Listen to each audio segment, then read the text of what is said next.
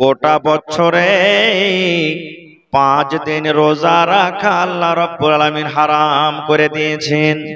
যদি কোনো মা, যদি কোনো খালা, যদি কোনো বোন, যদি কোনো ভাই, যদি কোনো নানা এই 5টা দিন রোজা রাখে, তাহলে আল্লাহ রাব্বুল আলামিন তার খাতাতে নেকি না লেখে, তার খাতাতে কিন্তু গুনাহ লেখা হবে। তার খাতাতে গুনাহ লেখা হবে। বলবেন মাওলানা কি কি 5টা দিন? আল্লাহ রাসূল বলেছেন, হে আমার উম্মতেরা, যখন আমরা নামাজ পড়ি, কিসের নামাজ? ঈদুল ফিতরের নামাজ। ঈদুল ফিতরের নামাজ কোন নামাজটাকে বলা হয়? আল্লাহ রাসূল বলেছেন, উম্মত, 1 মাস তুমি রোজা রাখলে রে, 1 মাস রোজা রেখে ফিতরা আদায় করে, ফিতরা দিয়ে যখন তুমি ঈদগাহের মাঠে তুমি চলে যাও, যেদিন তুমি ঈদের নামাজ পড়তে যাও, 1 শাওয়াল আরবি মাসের 1 তারিখ, শাওয়াল মাসের 1 তারিখ, আল্লাহর নবী বলেছেন, যদি কোনো মানুষ বলে আজকে রোজা রাখবো, তো কি হয়ে গেল রে, আজকে রোজা রাখবো, নবী বলেছেন, না না না, সেই দিন তোমার রোজা রাখা চলবে না, ঈদের দিন তোমার রোজা রাখা চলবে না, চলবে না। সেই দিন রোজা রাখতে গেলে তোমার গুনাহ হয়ে যাবে, পাপ হয়ে যাবে। এই জন্য 5 দিনের মধ্যে প্রথম দিন হলো ঈদুল ফিতরের দিন রোজা রাখা চলবে না। সেদিন কি করতে হবে? আল্লাহ রাসূল বলেছেন, হ্যাঁ আমার উম্মত, যখন তুমি নামাজ পড়িতে যাইবে, ঈদুল ফিতরের নামাজ পড়িতে যাইবে, আল্লাহর নবী বলেছেন, তুমি বিজর খাজর খায়ে তুমি নামাজ পড়িতে যাও। কি খায়? খাজর খায় নামাজ পড়িতে যাও। জোড়া না বিজোড়? জোরে বলেন, জোড়া না বিজোড়? বিজোড় খাজর খাইতে হবে। 1টা খাজর খান, 3টা খাজর খান, 5টা খাজর খান, 9টা খাজর খান, 11টা খাজর খান, যত খাজর খাইতে পারবেন খান। কিন্তু নবী বলেছেন, উম্মত, বিজোড় খাজর খেয়ে তোমাকে নামাজ পড়িতে যেতে হবে। কখন খাইতে হবে? ফজরের নামাজ পড়ে। ফজরের নামাজ পড়ে একবারে নামাজ টামাজ পড়া হয়ে গেল, তারপরে রাসূল বলেছেন বিজোড় খাজর খেলেন, খেয়ে নামাজ পড়িতে চলে যান। এবার বলবেন, হাজী মাওলানা খাজর যদি না থাকে তা আন্দারসা খেয়ে যান। আন্দারসা আছে না বাড়িতে? বিজোড় আন্দারসা খাইতে হবে, কিন্তু হয় 1টা খান, চে 3টা খান, চে 5টা খান, চে 7টা খান। ঝামেলা লেগে গেল যে ভাই 1টা আন্দারসা তো সবাই খাইতে পারবে না। পারবে কি? আর এক একজন তো ভাই 2.5-3 কিলো চালের ভাত একবারই খেয়ে ফেলবে, এরকম লোক আছে। একটা গল্প বলছি, একটা লোক, একটা কুটুম একটা বাড়িতে গেছে, হঠাৎ করে বাড়ি চলে গেছে। বাড়িতে যায়, তখন বাড়ির লোকটাকে বলছে, ভাই খাইতে টাইতে দিবে না জি? তো বেচারি নিজের ছেলে পিলের লেগে 2.5 কিলো চাল এনে চলো। কয় কিলো? 2.5 কিলো। তো যখন কেউ খায়নি বাড়িতে, কিন্তু তো ও লোকটা যে বললে যে খাইতে দাও, তখন কেরাম বাড়ির লোকটা বলছে যে ঠিক আছে পয়সা তোমাকে দিচ্ছি খাইতে। ওকে খাইতে দিয়েছে, থালির ভাত শেষ হয়ে গেছে, আবার দিয়েছে, আবার শেষ হয়ে গেছে, আবার দিয়েছে, আবার শেষ হয়েছে। এই করতে করতে 2.5 কিলো চালের ভাত কিন্তু ভাই একলে খেয়ে নিয়েছে, আর কিন্তু বাড়িতে ভাত নেই। তখন বাড়ির লোকটা বলছে, अरे भाई बीच बीच में पानी पिया कीजिए। বাড়ির লোকটা বলছে बीच बीच में पानी पीजिए, মানে কি একটু ভাত খাবেন, রুটি খাবেন, একটু পানি খাবেন তো পেটটা তাড়াতাড়ি ভরবে, ভরবে না? তো বলছে बीच बीच में पानी पीजिए।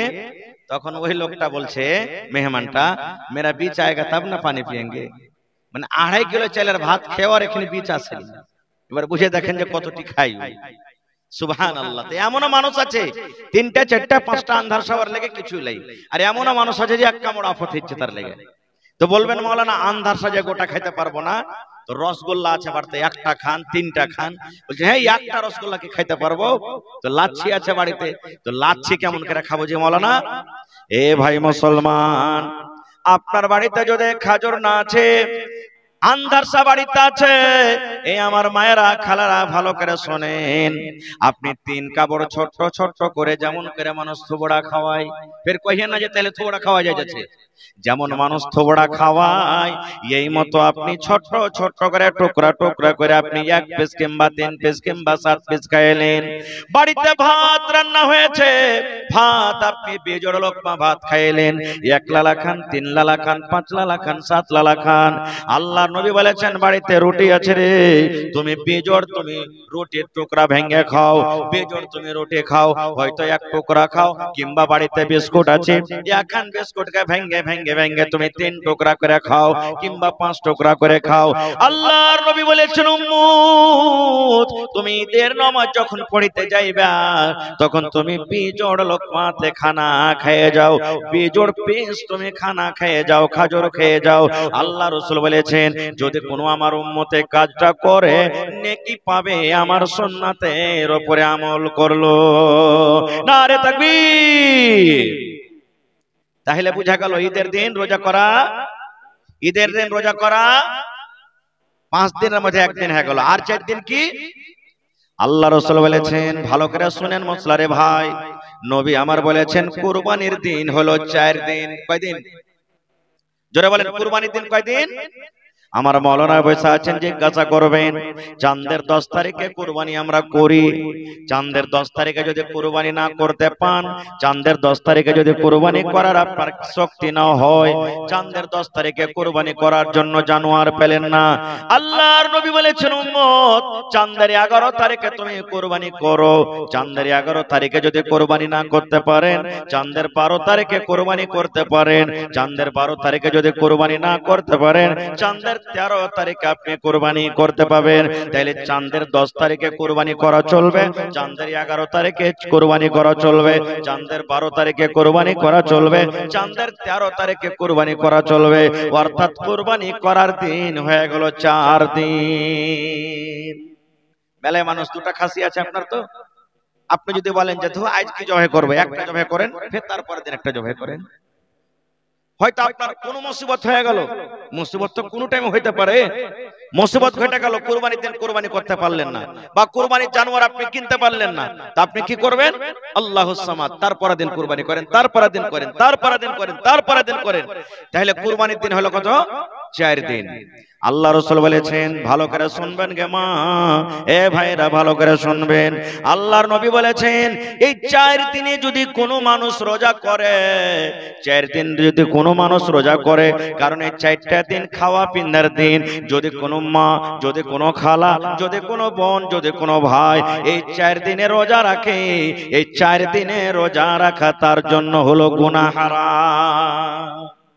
এবার কইবেন হাজী মাওলানা ঈদের দিন যে এক বেলা রোজা করছে, বকরিদের দিন এক বেলা রোজা করে না? আচ্ছা আপনার এলাকাতে আছে না? জানছেন না? জানেন না? তাহলে এইটা কেমন হলো যে মাওলানা? আপনি যে বলছেন যে আল্লাহ রাসূল বলেছেন বকরিদের দিন রোজা করা চলবে না, তো ফের বকরিদের দিন কত মা খালা কত ভাই যে এক বেলা রোজা করে, তো এইটা কেমন? সুবহানাল্লাহ। হাদিস আছে। আপনারা মাজলিস ভাঙবেন না, বসেন বসেন, এভাবে দৌড়িয়ে যাবেন না, মাজলিস ভেঙে বসেন। আপনারা রাস্তাতে আপনারা ভিড় হটান, রাস্তাতে ভিড় হটান, কমিটি থেকে যারাকে রেজাকার রাখা গেছে ভিড় হটান তাড়াতাড়ি। ওখানে যে কোনো লাভ নেই, আপনারা বসেন, বসবেন, দুটো কথা শুনতে পাবেন, যা কিছু আছে ভলেন্টিয়ার হয়েছে ওখান থেকে মামলা ওরা সলভ করছে। তো ভাই আমার, আপনারা বলবেন যে হাজী মাওলানা বকরির দিন রোজা করাটা কেমন, এই যে জানুয়ারির দিন আমরা রোজাটা করি এটা কেমন?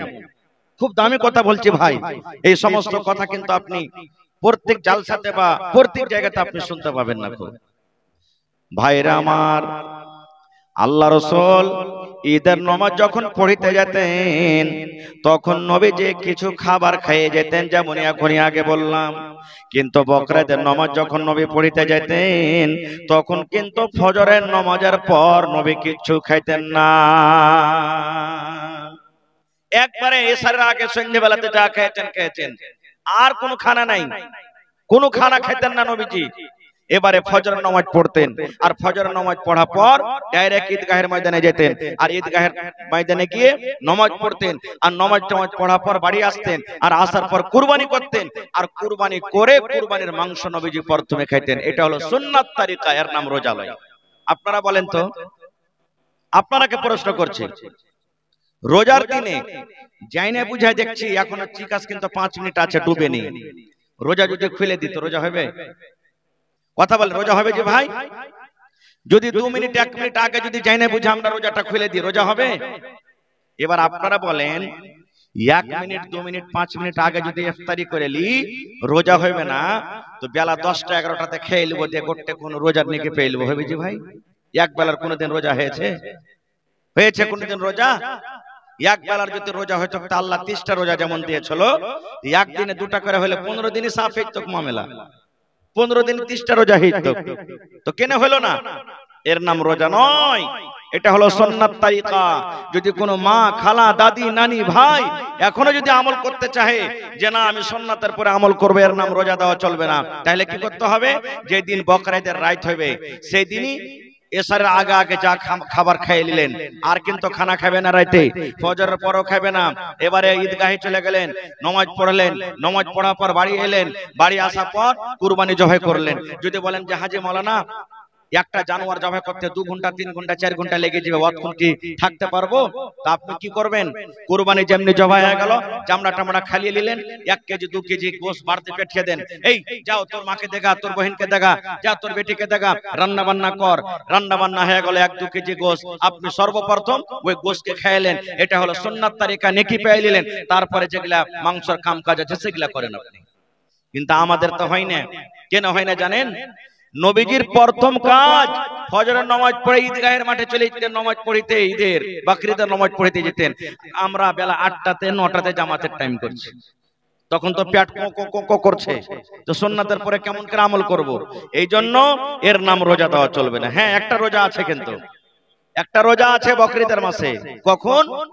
চাঁদের 9 তারিখে। কয় তারিখে? চাঁদের 9 তারিখে। রোজাটা কে করবে? যদি কোনো মা, যদি কোনো খালা, যদি কোনো বোন, যদি কোনো ভাই, ছোট হোক কিংবা বড় হোক, আল্লাহ রাসূল বলেছেন উম্মত চাঁদের 9 তারিখে যদি কোনো মানুষ একটা রোজা করে, কয়টা রোজা? একটা রোজা, 2টা করা চলবে না। চাঁদের 9 তারিখে যদি একটা রোজা করে, নবী আমার বলেছেন উম্মত তোমার জীবনের 2 বছরকার গুনাহ আল্লাহ রাব্বুল আমিন maaf করে দিবেন। কয় বছরকার? 2 বছরকার গুনাহ maaf হয়ে যাবে। একটা যদি রোজা করেন, সেই রোজাটার নাম হলো ইয়াউমে আরাফা। ইয়াউমে আরাফা, চাঁদের 9 তারিখকে ইয়াউমে আরাফা বলা হয়। যেদিন আপনি বকরিদের নামাজ পড়বেন, যেদিন আপনি কুরবানি করবেন, কুরবানি করার আগা দিন চাঁদের 10 তারিখে কুরবানি হবে। চাঁদের 9 তারিখে নবী বলেছেন একটা রোজা করতে হবে। সেই রোজা যদি কোনো মুসলমান করতে পারে, নবী বলেছেন 2 বছরকার গুনাহ maaf হয়ে যাবে রে। 1 বছর যেটা গুনাহ চলে গেল, 1 বছর যেটা বছর পাস হয়ে গেল, আর 1 বছর এখনো আসেনি, সামনে যেটা 1 বছর আসবে, অর্থাৎ 1 বছর গুজরা হওয়া যাবে না। আর 1 বছর যেটা সামনে আসবে, 2 বছরকার যত সাগিরা গুনাহ আছে, যত ছোট ছোট গুনাহ আছে, আল্লাহ রাব্বুল আমিন একটা রোজার কারণে আপনার 2 বছরকার গুনাহ আল্লাহ maaf করে দিবেন। সুবহানাল্লাহ। তাহলে নিয়াত করলেন, আল্লাহ যদি আমি বেঁচে থাকি তাহলে আমি নিজে করব, নিজের বেটা বেটিকে করাবো, নিজের ছেলে পিলেকে করাবো। একটাই না রোজা, 2 বছরকার গুনাহ maaf। উরে সুবহানাল্লাহ, কত নেকি জি ভাই! 2 বছরকার গুনাহ।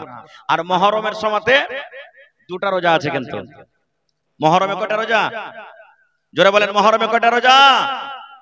চাঁদের 10 তারিখে একটা রোজা, আর চাঁদের 9 তারিখে একটা রোজা। কয়টা হলো? চাঁদের 9 তারিখে একটা রোজা, চাঁদের 10 তারিখে একটা রোজা। আর আমরা যেদিন মুহররম, ওইটাকে কি ভাষায় বলি? তাজিয়া লিসান নাকি বলি? নিশান যে আমরা ভাষায় কয় তারিখে? কয় তারিখে ভাষাইছি ভাই? আপনারা বলছে লাঠি খেলছেন, ফের জানেন না কিছু, কি ব্যাপার? কয় তারিখে ভাষায় কেউ জানে না? 11 তারিখ না 10 তারিখ? 22 খেলছে নাকি? আর যেদিন তাজা খেলছে 10 তারিখে, সেদিন নুন ছাতু ভেড়া ভিড়ছে একবারে। এ ভাই, আল্লাহ রাসূল সাল্লাল্লাহু আলাইহি সাল্লাম 10 তারিখের দিন রোজা করেছেন, আর আমরা 10 তারিখে কি করছি বলেন?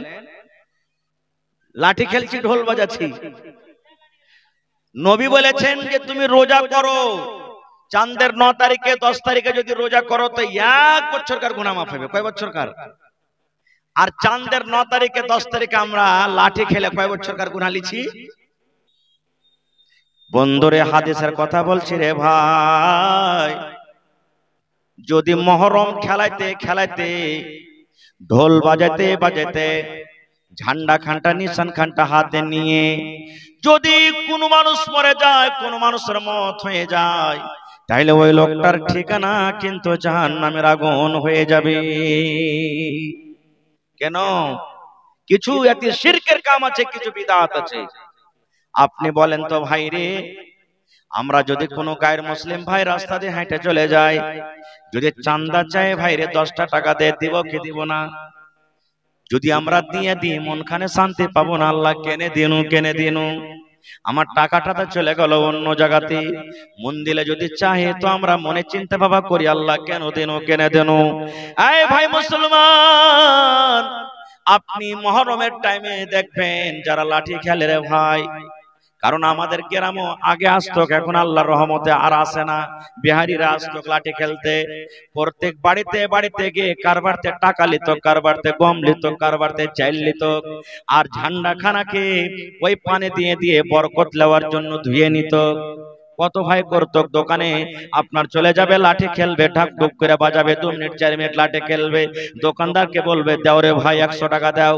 টাকাটা নিয়ে কি হবে জানেন? আল্লাহুস সামাদ। সেই টাকা নিয়ে রে মুসলমান গোটা দিন যে লাঠি খেলবে, শরীরে এনার্জি ঘটে যায়।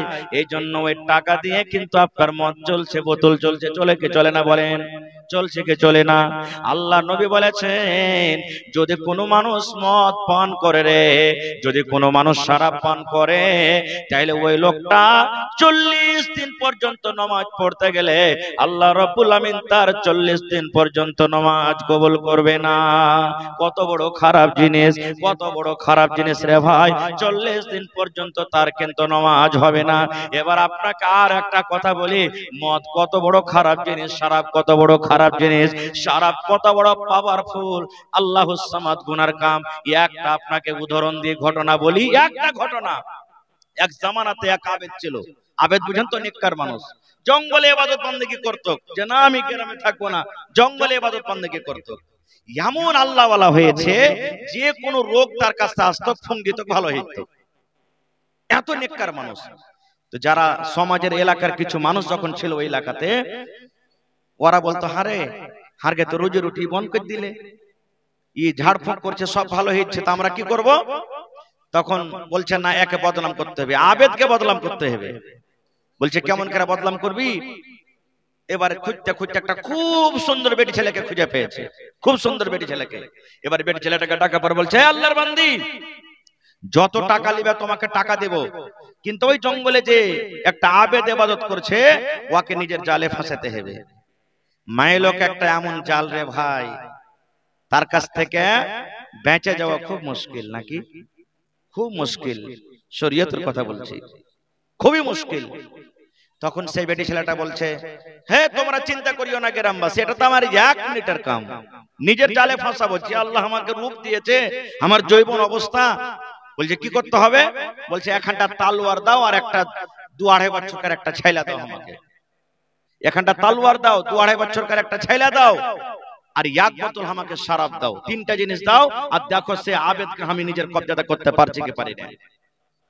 বলছে তাই না? তো হ্যাঁ, লিয়ে এখানটা তালোয়ার, একটা 1 বোতল মদ শরাব, আর একটা বাচ্চা। হাঁটতে হাঁটতে জঙ্গলে চলে গেলেন। আবেদ নামাজ পড়ছে জঙ্গলে, নামাজ পড়ার পর সালাম ফিরে দেখছে একটা খুব সুন্দর বেটি ছেলে বসে আছে। তাকে বলছে, রে আল্লাহর বান্দি, তুমি জঙ্গলে একা এসেছো, কারণটা কি? ওর মন কি যে ছেলেটাকে ফুংটুং দিতে মনে হয় এসছে নাকি। বলছে কি কারণে এসেছো, কি দরকার তোমার? বন্ধুরে আমার ভালো করে শুনবেন। এবারে সেই বেটি ছেলে হাঁটতে হাঁটতে গিয়ে আবেদের পাঞ্জরে বসেছে। বসা পর বলছেন, আল্লাহর বান্দারে, তুমি এই মদের বোতলটা নিয়ে নাও, আর মদের বোতল নিয়ে তুমি কিন্তু মদ পান করে নাও। শরাবের বোতল নাও আর তুমি শরাব পান করো। আবেদ বলছেন না, পারবো না এটা করতে। শরাব হলো কাবিরা গুনাহ, শরাব পান করা বড় গুনাহ, কাবিরা গুনাহ। আমি শরাব পান করতে গেলে নেশা লেগে যাবে, আমার জিন্দেগির আমল বরবাদ হয়ে যাবে, না আমি এটা কাজ করতে পারবো না। এবারে তখন সেই বেটে ছেলে বলছেন, হে আল্লাহর বান্দা, তুমি শরাব পান করতে পারবে না, তাহলে তুমি আইছো আমার সাথে। আল্লাহ রাব্বুল আমিন আমাকে এত সুন্দর যৌবন দান করেছেন, আল্লাহ জওয়ানি দান করেছেন, আল্লাহ রাব্বুল আমিন সুন্দর আমাকে রূপ দান করেছেন। তুমি এসো এসো আমার সাথে, তুমি একবার তুমি জিনা ব্যভিচার করে নাও। নারে তাকবীর। নবী তোমার নাম শুনে পাগল আমার মনটা গো, নবী একবার দেখা দিও গো, কিয়ামতে দিও গো দেখা, দেখব নয়ন ভরে গো, হাসরেতে দিও গো দেখা, দেখব নয়ন ভরে গো, নবী একবার দেখা দিও গো, নবী একবার দেখা দিও গো। সে বেটি ছেলে বলছেন যে তুমি যখন মদ পান করতে পারবে না, তো এসো তুমি আমার সাথে একবার জেনা করো। বলছে না, এটা পারবো না, তুমি আমার স্ত্রী নও, তুমি একটা অপরিচিত মহিলা, তোমার সাথে আমার জেনা ব্যভিচার করা হারাম, আমি কাজ করতে পারবো না। 3 নম্বরে তাকে অফার দিচ্ছে সে মহিলা, তালোয়ার খানটা লাও, আর তালোয়ার খানটা নিয়ে বাচ্চাটাকে তুমি কাতাল করে দাও। তালোয়ার খানটা নিয়ে কি করো? বাচ্চাকে কাতাল করে দাও। আবেদ তখন বলছেন, ভাই রে দেখেন আবেদ কি বলছেন, বলছেন আল্লাহর বান্দিরে পারবো না রে, আমি এটা করতে পারবো না। এই বাচ্চাটা হলো মাসুম, এই বাচ্চাটা আমার কোনো ক্ষতি করেনি, আমি এই মাসুম বাচ্চাকে আমি বিনা অপরাধে আমি জবাই করতে পারবো না।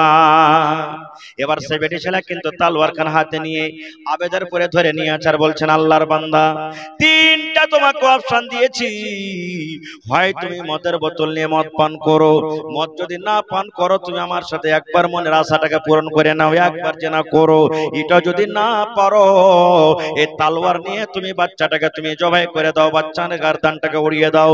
3টার মধ্যে তোমাকে একটাও করতে হবে, যদি 3টার মধ্যে একটাও না করো তাহলে তালোয়ার দিয়ে তোমার গর্দানকে আমি কিন্তু উড়িয়ে দেব।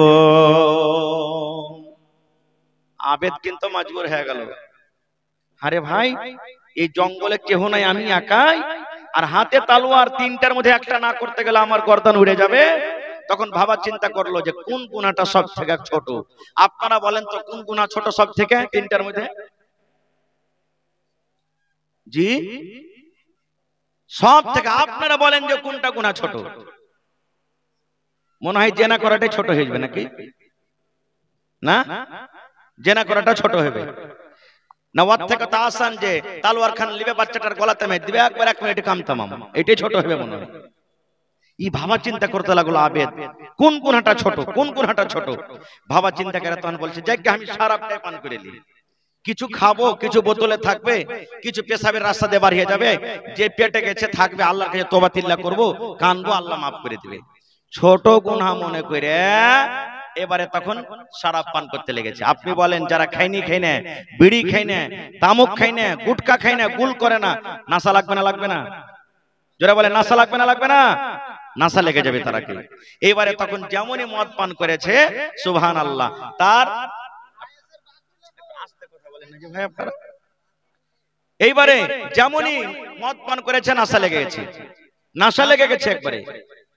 ওইটাতে না এলো দোসরা ফোন পে দেন, হইতে পারে আর লিমিট যেটা ছিল শেষ হয়ে গেছে, দোসরা নম্বর দেন আপনি।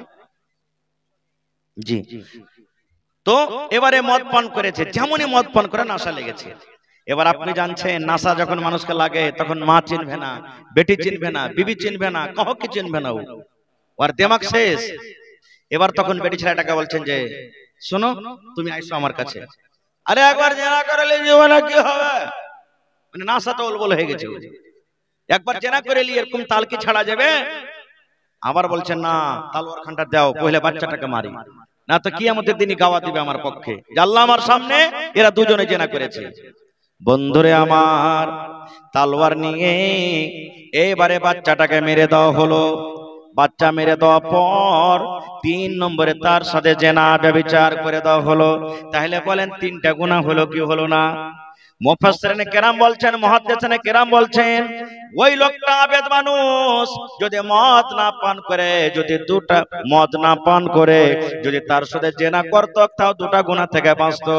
একটা গুনাহ কাতাল থেকে বাঁচত, একটা গুনাহ মদ থেকে বাঁচত।